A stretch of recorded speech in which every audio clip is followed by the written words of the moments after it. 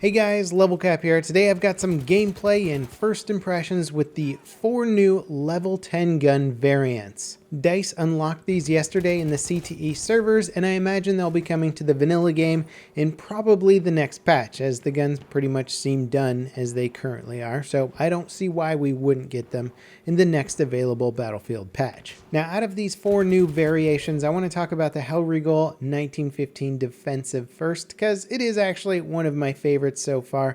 It's got a cool bipod on the front, and if you're thinking, you know what, I like the Hellriegel, but that 60 round magazine is just not enough for me, well, this one's got 120 rounds in a mag, and it's got 2 magazines for a total of 240 shots before you need to seek out a support class. It also comes with optics instead of iron sights. Now, you're not going to be getting a different rate of fire with this weapon.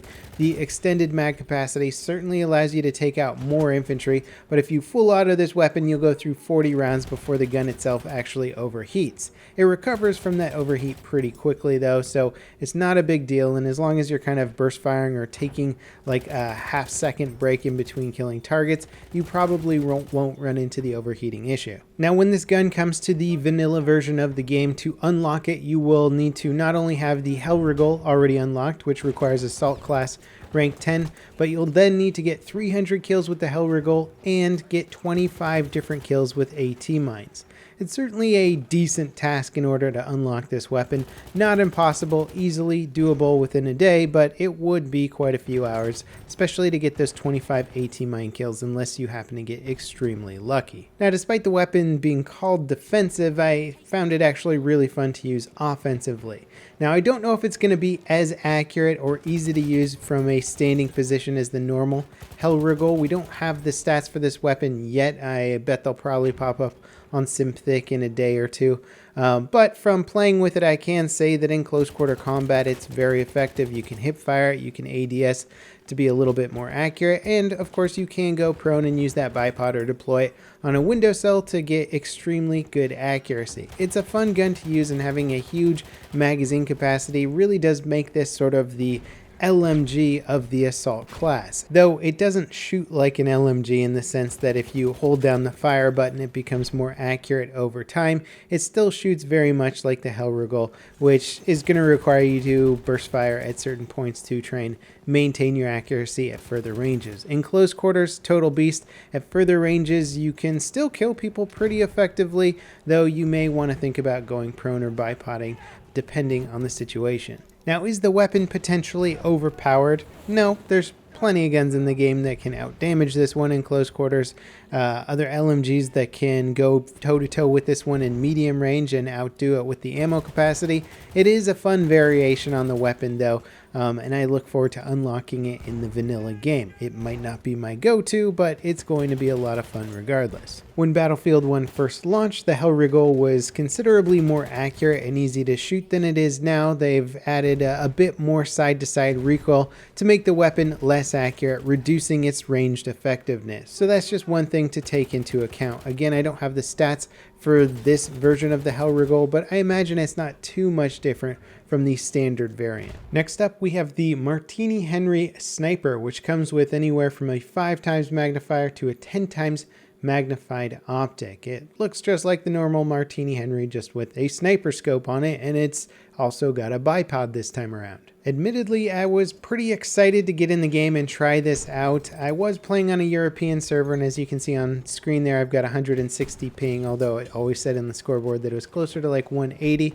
I wasn't enjoying sniping with this as much. I think some of that could have been ping related, but I'll have to try it out in vanilla version and give you like a final critique on this weapon. For the most part, the sweet spot of the Martini Henry is close enough that the iron sights were never really an issue for me.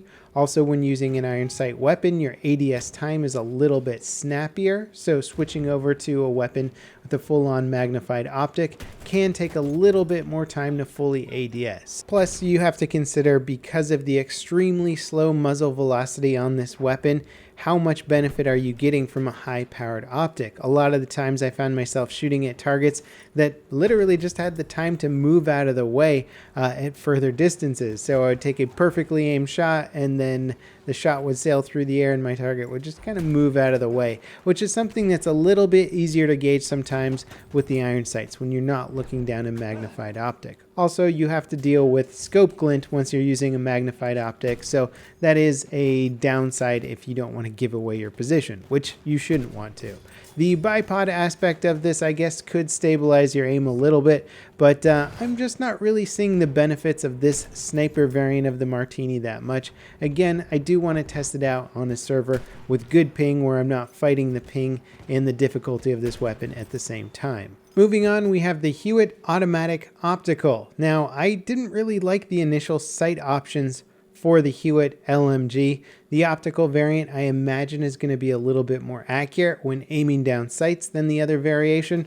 I gotta say, I was really enjoying the optical options with this gun. I feel like I was able to be a bit more precise with it, and it's an incredibly accurate LMG. You don't have the highest rate of fire or the highest damage output per second, but because of its accuracy, it extends its effectiveness to further ranges, and that's something that I can definitely appreciate. It doesn't have the biggest magazine capacity, 26 rounds maximum, so it's not going to wow you there, but this version should be better for aiming down sight accuracy compared to the standard version. And I always shoot this gun while ADSing, and now it's got a nicer sight on it. You can pick different sight pictures to whatever you prefer, and generally just enjoy this gun a bit more. I'm definitely going to test this one out a bit more once it comes out in vanilla, but I'm liking this a lot. The support's getting some great options these days. And of course, with Ammo 2.0 and testing, depending on which direction DICE decides to go with it, we could be seeing a lot more points for support in general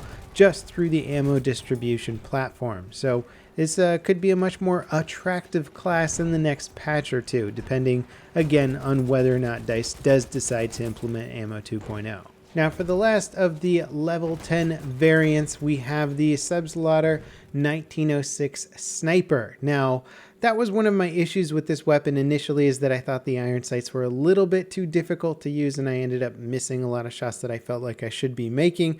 We now have an optic on this weapon that allows us to be more precise. You can adjust the magnification anywhere from 2.5 up to 4 times, so you shouldn't be getting any scope glint on this despite the name being Sniper. You could just as easily call it a marksman variant. And it also comes with a bipod. In fact, thinking about it now, 3 of the 4 new variants come with bipod, so it seems like DICE is trying to promote some of that bipoded gameplay.